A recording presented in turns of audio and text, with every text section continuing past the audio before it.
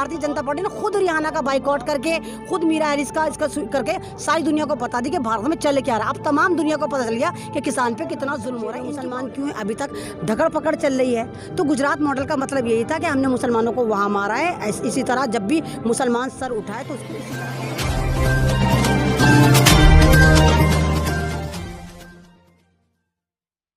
करा। तो पूरी सत्ता इन्होंने हिला दी, एक तरह से भूचाल ला दिया भारत की उसमें। और जितने बेज़मीर टटपूंजे दुम छल्ले थे, चाहे वो सनी देओल हो, चाहे वो हेमा मालिनी हो, चाहे वो सुनील शेट्टी हो, चाहे हमारे सचिन तेंदुलकर हो, बहुत लंबी लिस्ट है इन गद्दारों की जो सारे के सारे सपोर्ट में उतर गए सरकार की और गद्दारी में उतर गए किसान की। तो एक बहुत बड़ी मुझे तो जीत नज़र आती। जो लोग कहते नहीं ये किसानों की जीत नहीं, मैं तो बहुत आराम से इसको जीत देख रही हूँ। तो लगातार बनी हुई उस मोमेंट से, और मुझे लगातार रोज़ ऐसा लग रहा है कि हम जीत की तरफ एक स्टेप और आगे चलेगा और एक स्टेप और आगे चलेगा। क्यों लगता है ये जीत क्यों जरूरी है? सरकार है, सरकार तो माई बाप होती है ना, सरकार का तो फर्ज होता है अपने हर नागरिक का ख्याल रखना। तो आज हम सरकार के ऊपर जीत हासिल करके साबित क्या करना चाहते हैं? मतलब ये सरकार अगर सरकार वाले रोल प्ले करती तो ये सरकार कहलाती है। सरकार ही सरकार नहीं बनी ना, ये बन गई डिक्टेटर, ये बन गई हिटलर, ये बन गई तानाशाह। लगता है क्या है, मतलब आपको नहीं लगता कि सन 2014 से भारत की ऐसी की तैसी मार रखी है? कभी नोटबंदी के नाम पे ख्वाब दिखाया कि काला धन आएगा, कौन सा काला धन आया, उल्टा हमारा धन चला गया। उसके बाद इन्होंने कहा 2 करोड़ नौकरियां मिलेंगी, तो इन्होंने उन लोगों को भी नौकरी दे दी जो बच्चे दुनिया में भी नहीं आए, घर में भी पल्ला है, बच्चों को भी नौकरी दे दिया, सबको बेरोजगार कर दिया। डिजिटल भारत बनाएंगे। आप डिजिटल हो तो गए, आपको पता था कि ज़िंदगी में आप यहाँ पर NH24 हाईवे पे खड़े हुए इंटरव्यू कर रहे होंगे। तो यही भारत का डिजिटल था, यही सरकार कही थी इतना डिजिटल बना देंगे, तमाम लोग सड़कों पर खड़े हुए एक दूसरे के जुल्म को दिखाए, यहाँ मुसलमान मर गया, यहाँ सरदार मर गया, यहाँ दलित मर गया। तो इनका डिजिटल यही था और हम देख रहे हैं कि भारत का डिजिटल कैसा था। तो क्या लगता है और कैसा मॉडल चाहिए फिर? अगर ये मॉडल नहीं है, बात तो यही होती थी ना, गुजरात मॉडल है हर जगह, गुजरात मॉडल चलेगा, गुजरात मॉडल के नाम पर इलेक्शन जीते गए। तो अगर वैसा मॉडल आ रहा है, क्योंकि वहाँ पर तो सब व्यापारी है, सब कुछ है, अगर कॉर्पोरेट्स अगर एंटर करते हैं, अगर व्यापार बढ़ता है कृषि के अंदर, तो ये तो आपको नहीं लगता ये अच्छी खबर है? क्योंकि मोदी साहब तो लगातार कह रही है किसानों की आय बढ़ाने वाला कदम है। तो गुजरात मॉडल को हमने समझने में गलती कर दी ना। हमें लगा गुजरात, हम लोग गुजरात तो कभी गए नहीं, हमें लगा मोदी जी कह रहे हैं गुजरात मॉडल, तो कुछ गुजरात में कुछ झंडे गाड़ के आए होंगे।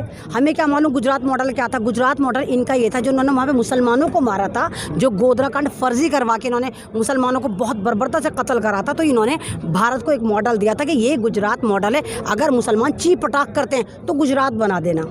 वो था गुजरात मॉडल और वो फिर एप्लीकेबल हुआ लास्ट ईयर दिल्ली में। आपने देखा दिल्ली दंगे हुए, क्या गलती थी मुसलमानों की? सिर्फ यही कि उन्होंने अपना वोट जो था वो केजरीवाल को दिया था। केजरीवाल क्या मुसलमान था? 88% लोगों ने वोट करा था। मात्र भारत में दिल्ली में 12% मुसलमान थे। तो सारी सज़ा मुसलमानों को क्यों मिली? मुसलमानों को क्यों मारा गया? और अभी तक जेल में मुसलमान क्यों हैं? अभी तक धकड़ पकड़ चल रही है। तो गुजरात मॉडल का मतलब यही था कि हमने मुसलमानों को वहाँ मारा है, इसी तरह जब भी मुसलमान सर उठाए तो उसको इसी तरह कुचल दो। सरदारों को तो वैसे ही पंजाब को तो कुचले रखते हैं, खालिस्तानी करते रहते हैं। दलितों की कोई औकात है नहीं, इनकी बेटियों को, माँ बहनों कैसे लूटते हैं ये लोग। तो ये हर तबके पे जुल्म करते हैं, लेकिन स्टेप बाय स्टेप। आज मुसलमान की बारी, फिर दलित की बारी, फिर किसान की बारी, फिर सरदार की बारी। लेकिन इस वक्त जो इन्होंने अटैक करा वो करा था किसान पे। तो इन्होंने सोचा जैसे हिंदू, मुसलमान, सिख, ईसाई 4 कम्युनिटी हैं, तो भारत की 5वीं कम्युनिटी जो वो किसान है। इनको ये नहीं पता था जाहिल लोगों कि किसान कोई कम्युनिटी नहीं होती। किसान हिंदू, मुसलमान, सिख, ईसाई नहीं होता। किसान होता, सब एक ही होते हैं ना। रोटी का कोई मज़हब होता है। जब आप किसानों पर अटैक करेंगे तो होगा क्या? आप उनकी ज़मीन छीनेंगे, आप तमाम की तमाम MSP ख़त्म कर देंगे, मंडियों को ख़त्म कर देंगे। तो क्या करेगा किसान? पीछे भी मौत है, तो यही तो कहेगा कि फ्रंट पे आके मार दो। वो तो वैसे ही मर रहा था मोदी जी, वो तो खुदकुशी करके मर रहा था, वो तो कर्ज में मर रहा था। और आपने मरे हुए पे 100 दुर्रे और मार दिए। क्या आप कॉन्ट्रैक्ट फार्मिंग को बढ़ावा दे रहे हैं? MSP मजबूत नहीं कर रहे हैं, उनकी ज़मीनें छीन रहे हैं, अंबानी अदानी को अमीर कर रहे हैं। तो किसान सड़कों पर उतरता और किसान उतर गया सड़कों पर। अगर ये लोग आलिस्तानी खालिस्तानी होते तो इतने दिनों से 2.5-3 महीना हो गया नहीं सड़कों पर बने होते। बारिश, आंधी, तूफान, क्या फैसिलिटी है इनके पास? सड़कों पर पड़े, अपनी फैमिली को छोड़कर पड़े हैं। और कोई यंगस्टर तो नहीं पड़े हुए, सारे बिल्कुल रिटायर फौजी हैं, 70, 80, 90 साल के। मोदी जी को उनकी उम्रें नज़र नहीं आती, उल्टा डिजिटल तवाइफें इनको छोड़ रखी हैं, चाहे वो हेमा मालिनी हो, चाहे वो कंगना रनौत हो, ये वो डिजिटल तवायफ है जो हमारे किसानों को कभी आतंकवादी बताती है, कभी उग्रवादी बताती हैं। अब समझ में आया कि कंगना इतना तांडव क्यों मचा रही। तो एक लीक हुई है एक वॉइस क्लिप जिसमें कंगना को खुद बीजेपी वाले कबूल हैं कि हम इससे एक ट्वीट कराने के 5 करोड़ देते हैं। किसने कहा? एक वीडियो क्लिप आई है मेरे पास, इंटरनेशनल मेरे पास मौजूद है। उसमें कहा कि हम तमाम बीजेपी वाले जो हैं, जितने भी सारे के सारे फिल्म एक्टर हैं, इनको हम पैसों में ट्वीट देते हैं कि ये वायरल करें। तो कंगना का रेट जो है 5 करोड़ है। जब भी इतनी चिल्लम चिल्ली मचाते हैं। कह रहे हैं कि रिहाना भी कितने इतने पैसे लेती है ट्वीट करने के, सारे जो एक जो डिजिटल मीडिया के प्लेटफॉर्म से। तो क्या रिहाना ने भी, तो अगर आप कंगना रनौत पर कह रहे हैं कि उसने इतने करोड़ लिए होंगे एक ट्वीट के, तो रिहाना ने भी तो हो सकता है पैसे लिए हों। नहीं तो आप रिहाना को और कंगना रनौत को एक साथ करके आप रिहाना की तौहीन कर रहे हैं। एक तवायफ से आप एक सिंगर को नहीं मिला सकते। और रिहाना का जो एक स्टेटस है, एक लेवल है, दुनिया की 4थी तरीन अमेरिका की वो अमीर औरत है, पॉप सिंगर है।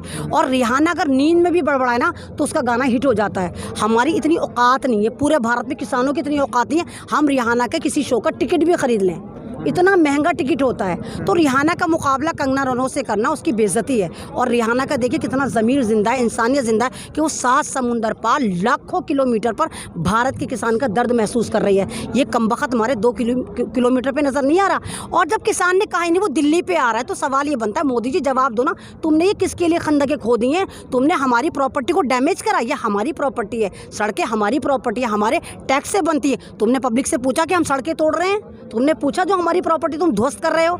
तो किसानों की आड़ में तुम जो सारी हमारी प्रॉपर्टी ध्वस्त कर रहे हो, इसके पीछे की मंशा बताओ। किसान तो अपनी जगह पर बैठा ना, वो दिल्ली पे आना चाहता। और अगर वो दिल्ली पे कब्जा करना चाहता तो 26 जनवरी सब याद करें, किसान गया था और वापस आया था, क्योंकि वो कहकर गया था कि 26 जनवरी बनाएंगे फिर वापस आएंगे। तो वापस आया था। एक अपॉर्चुनिटी थी कि वो दिल्ली को पूरा का पूरा कैप्चर कर लेता, तमाम सरकारी इमारतें घेर लेता। इतनी पावर थी उस वक्त किसानों में। लेकिन क्योंकि वो कमिटमेंट करके गया था कि हम 26 जनवरी मनाने जा रहे हैं, और फिर वो वापस यहाँ पर आकर बैठ गया।